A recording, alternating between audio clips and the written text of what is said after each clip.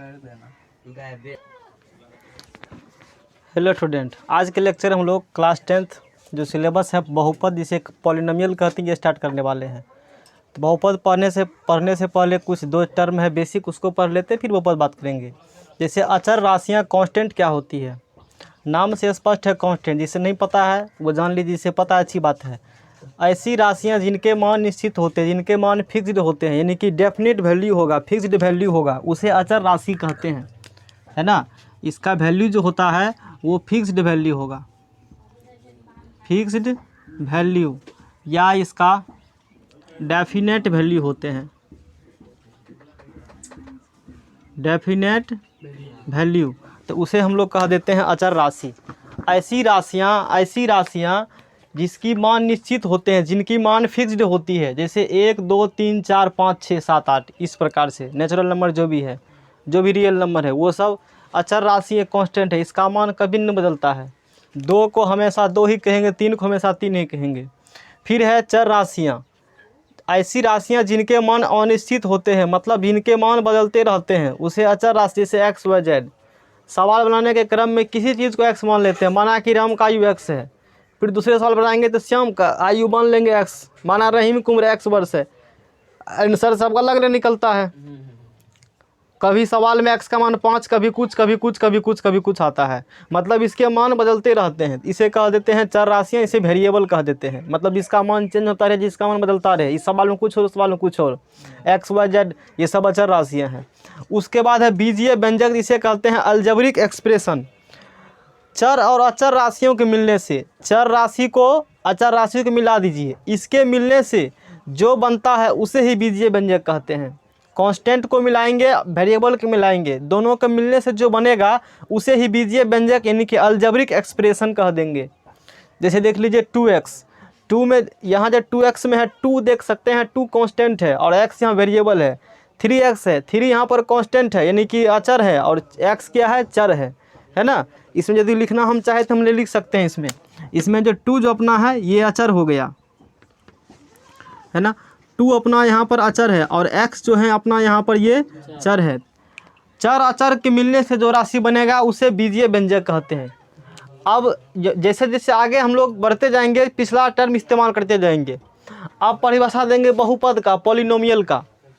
बहुपद क्या होते हैं, तो ऐसा बीजीय व्यंजक, ये ले लिया, ऐसा बीजीय व्यंजक, है ना, जिसमें चर की घात ऋणोत्तर पूर्णांक यानी कि पूर्ण संख्या है, उसे बहुपद कहलाते हैं।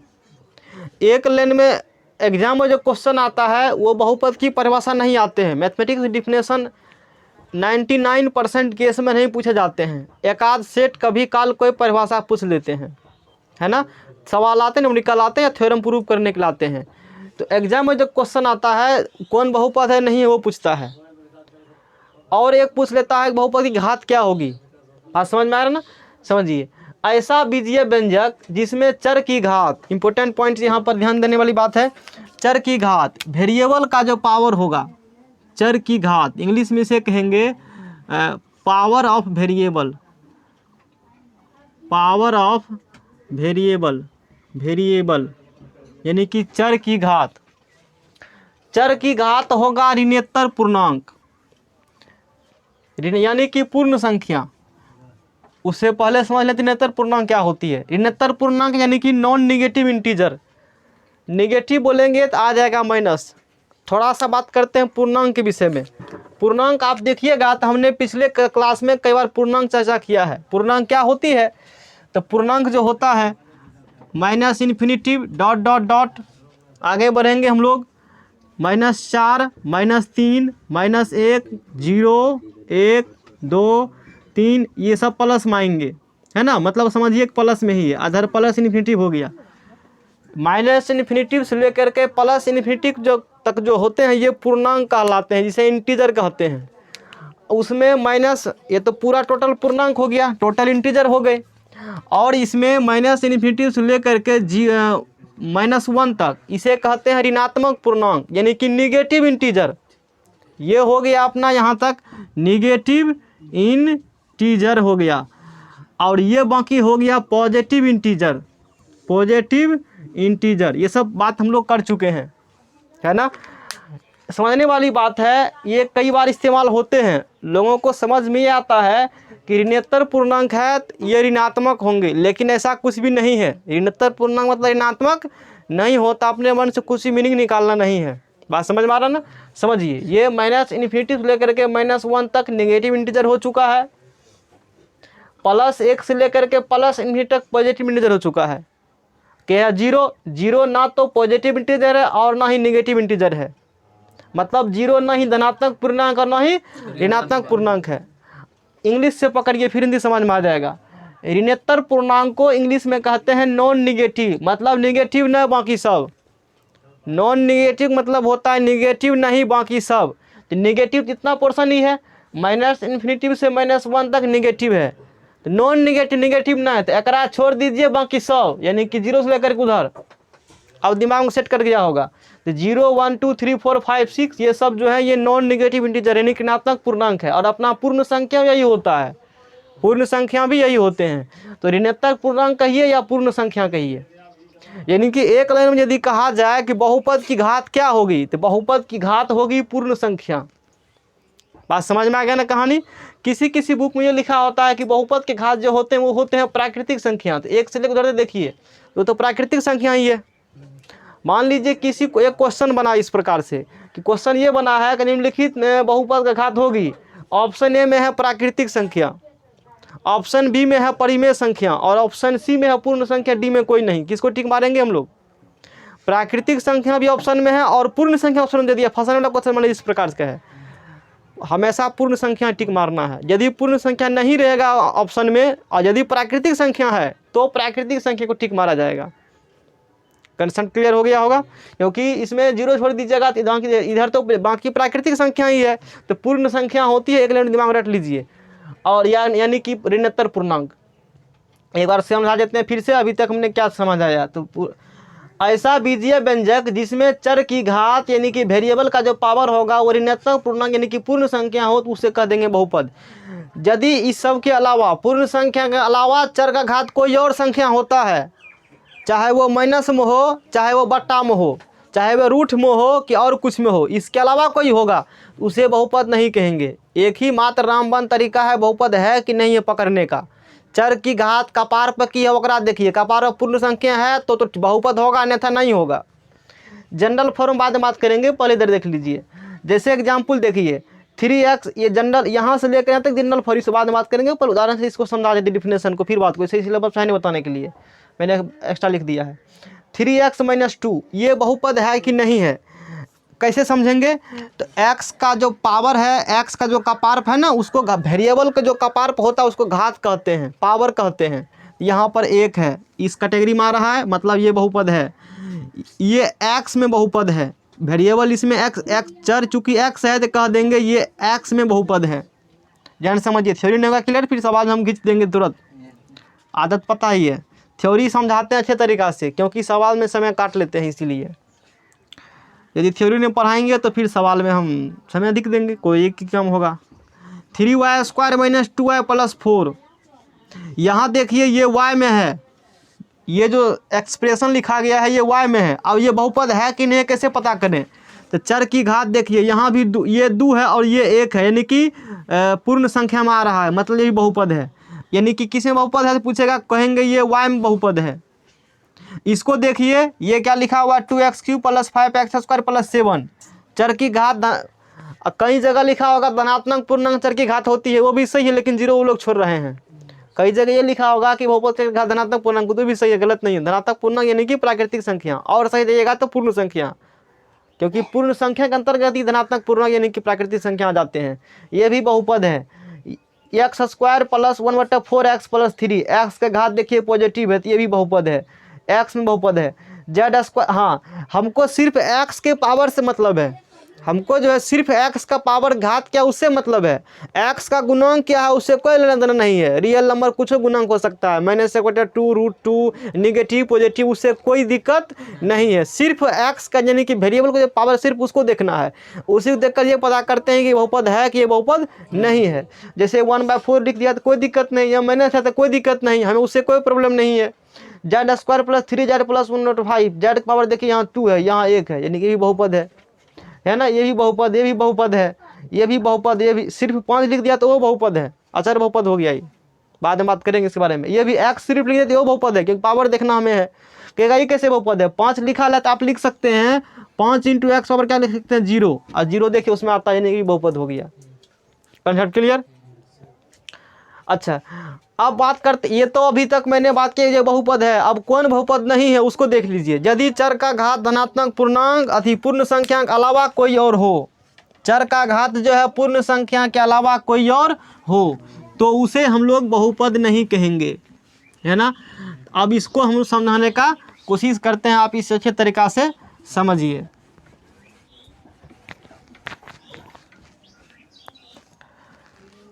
देखिए यहाँ पर है x² और एक बार एक क्वेश्चन हर एक बार पूछता है, बात समझ में आ गया ना, लगभग सब बार आ जाए। जैसे x² + 1/x है, ये बहुपद है कि नहीं, कैसे पता करेंगे। तो आप कहिएगा यहाँ देखिए 2 है, कहिएगा यहाँ देखिए 1 लिखल है, मतलब दोनों पूर्ण संख्या है, मतलब बहुपद होगा। ऐसे काम करना नहीं है, उसको ऊपर ले जाइए, इसको लिखिए x² + x को यहाँ 1 है, जब नीचा से ऊपर जाएगा तो उसका जो है चिन्ह बदल जाएंगे, पॉजिटिव है तो नेगेटिव, नेगेटिव है तो पॉजिटिव, ऊपर जाएगा तो x की पावर हो गया -1। अब देखिए ये 2 है, ये -1 है, 2 है तो उससे हमको कोई दिक्कत नहीं है, लेकिन यहाँ -1 है, क्या इसमें कोई -1 आएगा, पूर्ण संख्या में नेगेटिव होते ही नहीं है, इसका मतलब ये जो है बहुपद नहीं है, इसके कारण नहीं है बहुपद, नहीं तो बहुपद हो जाता।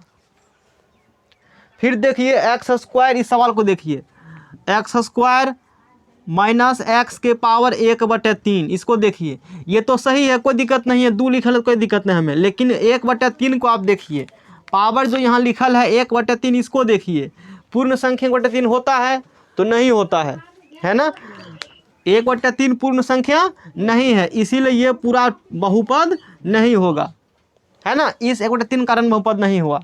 तो हमें ये पहचान आना चाहिए कौन बहुपद है कौन बहुपद नहीं है। तो चर की जो घात है उसको देखिए, बाकी टर्म से मतलब हमें नहीं है, कांस्टेंट सबसे कोई दिक्कत नहीं है। अगला देखिए x² प्लस यहाँ पर लिखा है √x, रूट का मतलब होता है 1/2, कहिएगा एक तो यहाँ लिखल है लेकिन रूट नेचुरल है ना, ये करनी का चिन्ह है।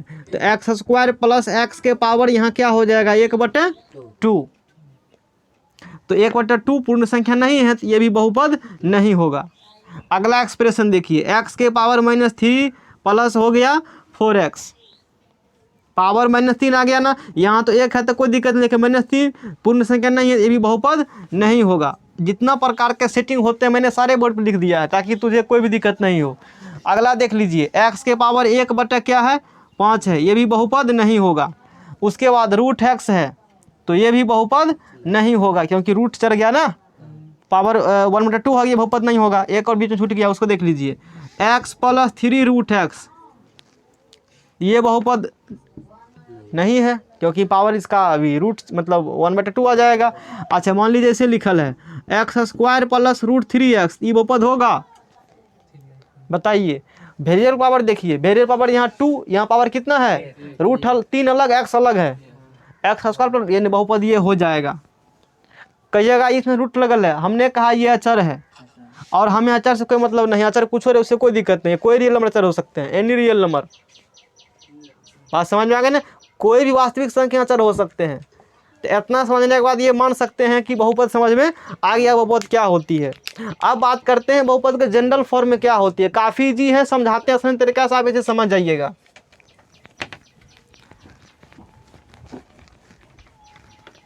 जनरल फॉर्म में देखिएगा, बहुपद के जनरल फॉर्म में क्या बताते, यहाँ तक दिख रहा है, यहाँ तक बहुपद का जनरल फॉर्म देखिए, इस प्रकार के जनरल फॉर्म जो है 9th के बुक में दिया गया है, NCERT में, सर प्राइवेट में दिए गए हैं, 10th NCERT में ये चर्चा किया गया नहीं है, फिर भी ये बता देते हैं, थोड़ा सा कोई दिक्कत नहीं है। देखिए इसमें कहानी क्या है, उसमें कुछ भी नहीं है। a के पावर n से हम लोग शुरू करेंगे, एक पावर n है an से, a सफिक्स में n, और यहाँ जो पावर है वही यहाँ लिखिए, an x के पावर क्या हो चुका है n प्लस, अब क्या करेंगे, इसको घटाते जाइए, इसको an माइनस क्या करेंगे हम लोग 1, और जो यहाँ वही कपार पर दे दीजिए, x के पावर n माइनस क्या रखेंगे 1, एक फिर घटाइए, तो n - 1 में से 1 फिर दीजिएगा, तो n माइनस क्या हो जाएगा 2, तो a(n-2) x के पावर n-2। Concept clear. अच्छा फिर कहिए आगे चलिए, आगे इसी प्रकार से हम लोग बढ़ते रहेंगे, लास्ट में आएगा तो जो है x के पावर हम लोग 0 तक पहुंचने काम करेंगे, है ना, x पावर 0 यानी कांस्टेंट तक पहुंचने काम करेंगे। तो लास्ट में यहाँ प्लस लिख देते हैं, मतलब काफ़ी टर्म में से बढ़ते जाइएगा तो मिल जाएगा a1 x की पावर क्या हो गया 1, और प्लस ये क्या हो गया a0। बात समझ में आ गया ना, a0 यानी कि कांस्टेंट टर्म हो गया है। अच्छा अब x की पावर यहाँ 1 लिखे हैं, a1 है 1 है, यानी कि a0 यानी कि x पावर यहाँ क्या लिख सकते थे हम लोग, यहाँ पर x पावर क्या लिख सकते थे 0, तो x पावर 0 का मान 1 होता है, इसलिए हमने वहाँ पर 1 नहीं लिखा है, समझ सकते हैं। तो ये होता है बहुपद का मानक रूप। अभी तक जो आपने पढ़ा होगा वो पढ़ा होगा द्विघात बहुपद का मानक रूप जब को पढ़ाया गया होगा, या त्रिघात बहुपद का मानक रूप, या रेखीय बहुपद मानक रूप। बहुपद मानक रूप कम लोग पढ़ाते हैं, यूट्यूब पर बहुत लोग पढ़ाते हैं, ऑफलाइन कोचिंग यार में जो होते हैं ऐसे कम लोग बताते हैं। चलिए तो ये बहुपद मानक रूप हो गया, ठीक है। जहाँ आप कहिएगा an(n-1) ये सब क्या है, ये सब अचर है, कांस्टेंट रियल नंबर है, कोई भी रियल नंबर हो सकता है। और रियल नंबर क्या होता है अच्छी तरीके से इसको जानते हैं। और an(0) होगा बहुपद में जिस चर का घात मैक्सिमम है, अधिकतम है। एक होता है बहुपद की घात करके परिभाषा 9th ने पढ़ा होगा। बहुपद की घात किसे कहते हैं, जो बहुपद है ना उसमें चर का घात देखिए, पूरा उस एक्सप्रेशन में बीजीय व्यंजक में जिस चर का घात अधिकतम हो उसी को बहुपद का घात कहा जाता है। तो इसमें अधिकतम घात है n और x पावर n है, यहाँ पर n है, तो इसका जो कोफिशिएंट यानी कि an है ये 0 नहीं होगा, बाकी 0 हो भी जाए तो कोई दिक्कत वाली बात नहीं है। an जो है ये डजंट इक्वल टू क्या होंगे 0 होंगे। तो ये समझ में आ गया, ये सब रियल नंबर है। उसके बाद n बिलोंग्स w, n क्या है तो n बिलोंग्स w यानी कि होल नंबर है। w से यहाँ पर क्या है ये सिंबल होता है बिलोंग्स टू, अगर आप पढ़ते हैं मतलब सदस्य हैं, पहले के बताया होगा। w का मतलब ये है होल नंबर यानी कि ये पूर्ण संख्या है। समझ में आ रहा है कहानी, तो इतना समझ में सबको आ गया होगा। निकलो यहाँ से तुम लोग, इतना समझ में सबको आ गया होगा, ठीक है ना। ये बहुपद का क्या हो गया स्टैंडर्ड फॉर्म हो गया। यदि इसी के आधार पर हमें कहा जाए कि आप रेखिक बहुपद को लिखिए, अभी थ्योरी बात करेंगे बाद में लिखाएंगे, या द्विघात बहुपद लिखिए या त्रिघात बहुपद लिखिए, तो इसी कंसेप्ट के आधार पर उसको हम लोग लिख सकते हैं। कैसे लिखा जाए तो देखिए इधर द्विघात बहुपद लिखिएगा, आगे बात करेंगे। अच्छा थोड़ा बता देते हैं, इसी सूत्र बाद में डिटेल में बात करेंगे उसके बारे में।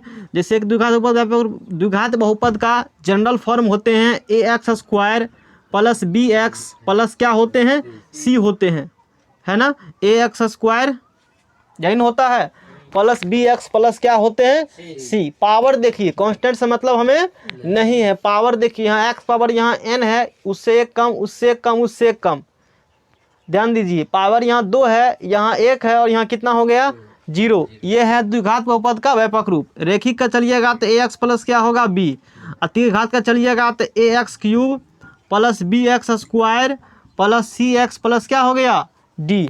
पावर देखिए पावर 3 पावर 2 पावर 1 पावर 0, ये 10वां लेवल कंसेप्ट नहीं, पावर वाला 11th चर्चा किया जाता है, एक आता है बाइनोमियल थ्योरम उसमें बताया जाता है, इतना नोट करिए फिर आगे हम लोग बात करते हैं। चलिए आगे पढ़ते हैं घात के विचार से बहुपद का भेद।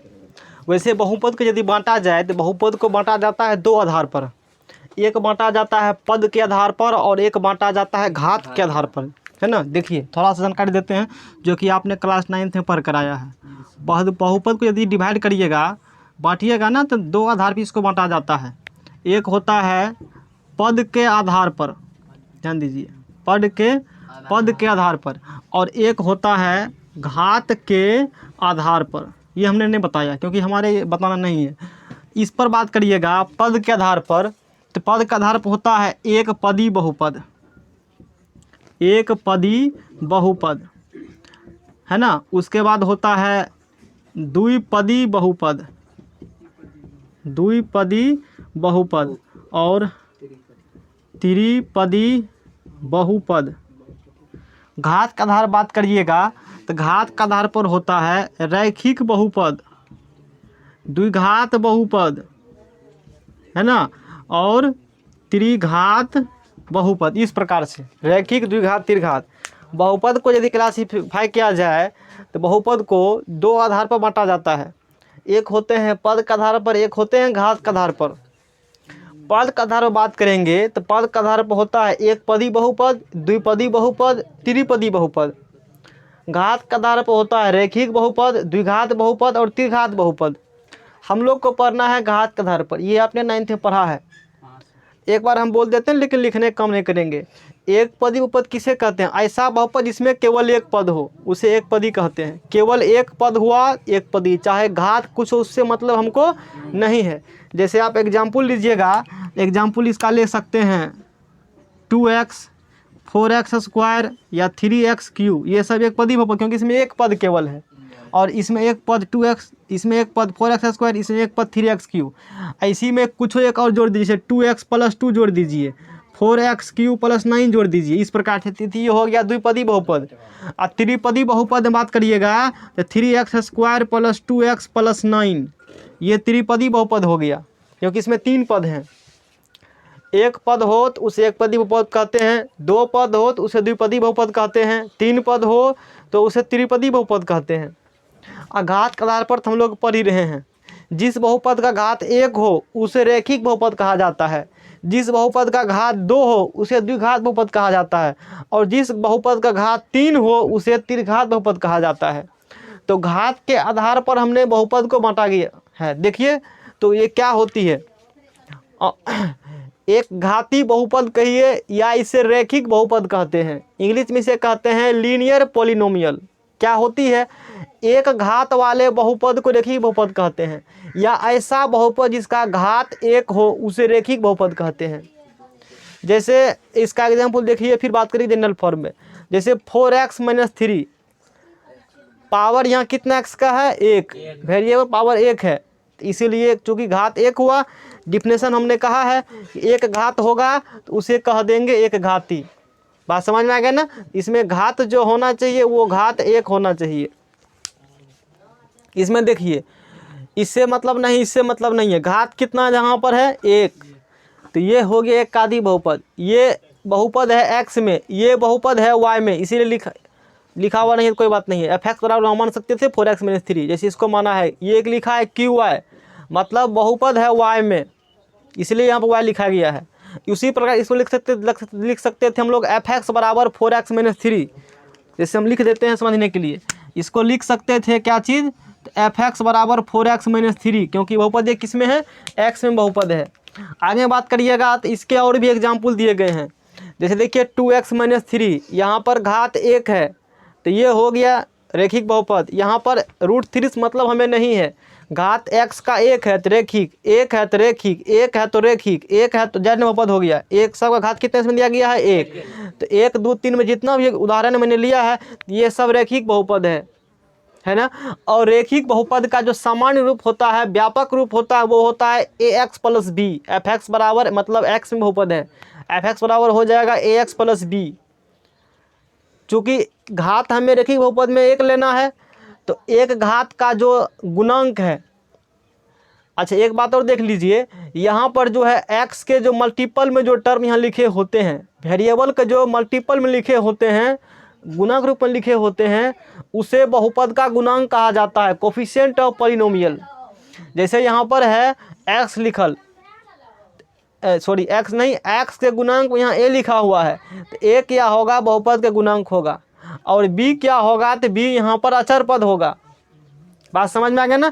यदि यहाँ लिखना हम चाहेंगे तो लिख सकते हैं a क्या है? तो a है x का गुणांक, a है x का गुणांक, आप बाद में इसे नोट कर लीजिएगा।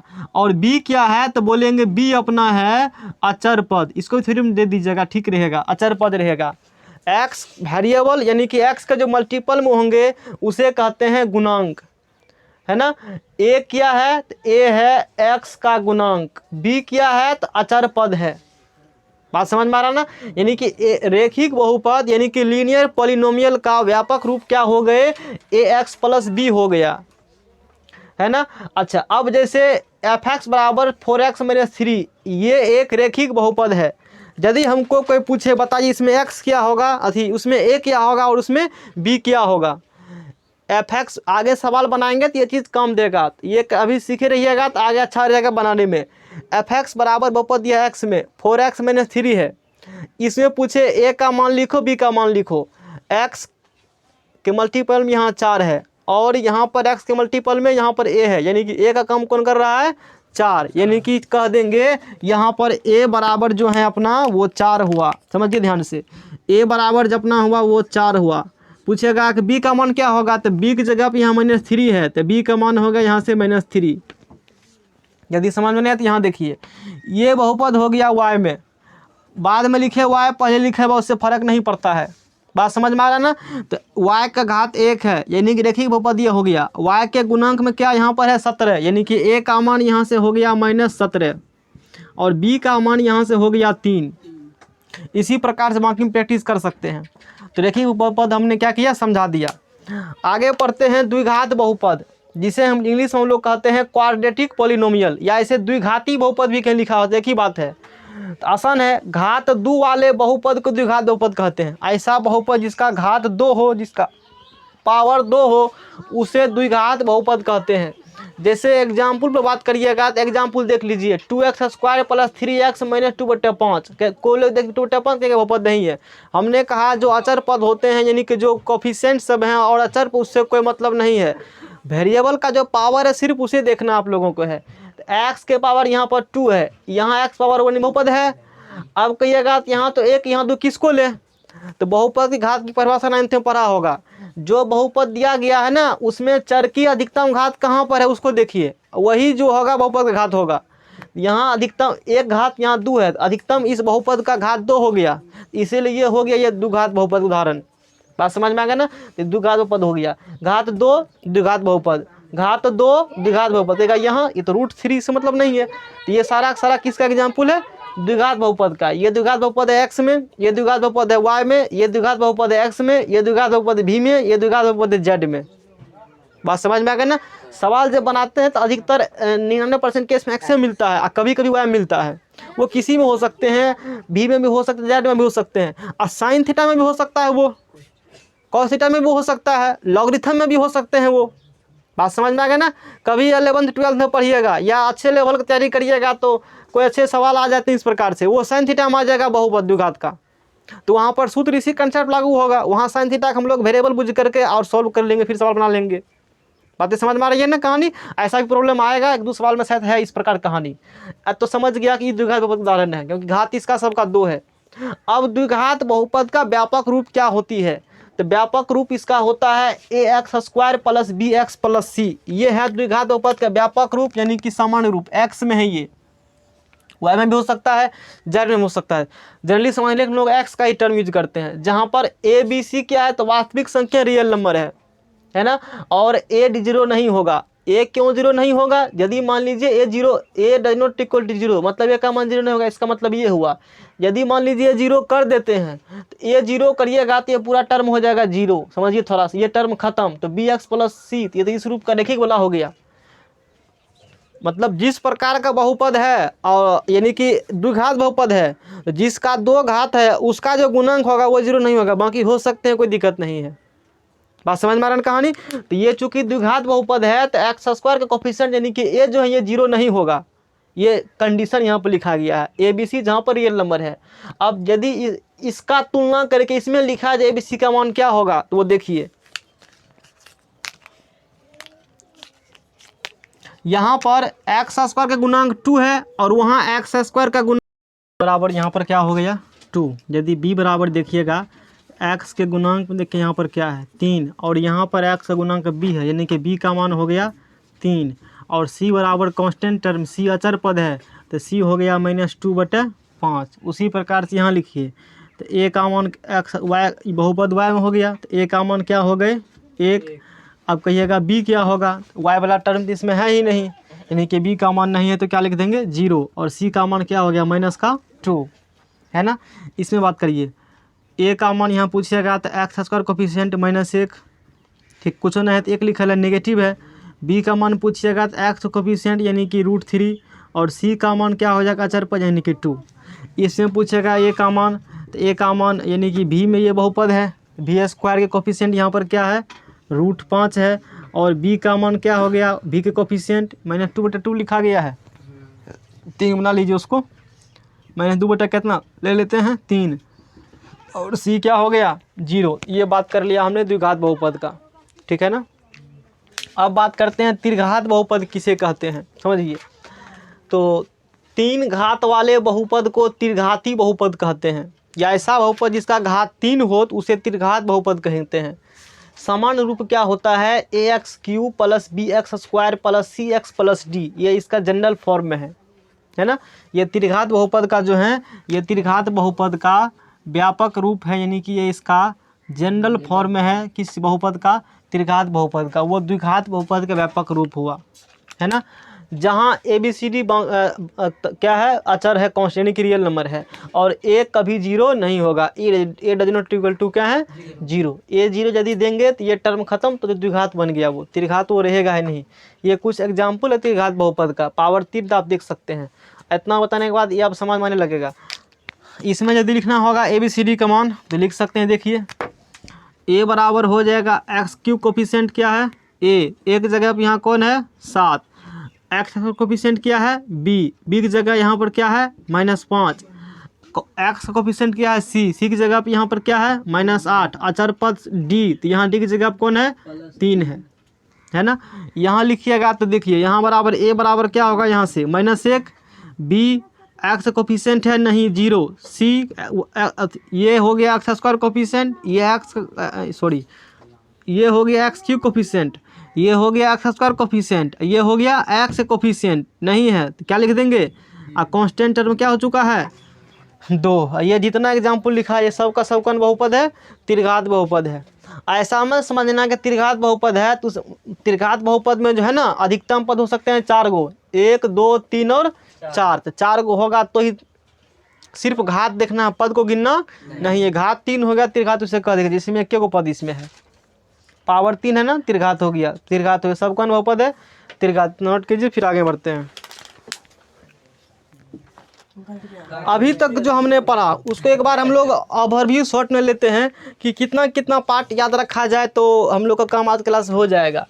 तो पहला पॉइंट आप रख लीजिए, बहुपद का घात जो होता है वो होता है पूर्ण संख्या, ठीक है। बहुपद का घात जो होता है वो पूर्ण संख्या, यानी कि बहुपद पहचानने के लिए सीख जाइए, क्वेश्चन एकदम बन जाएगा, अधिक दिमाग लगाना नहीं है।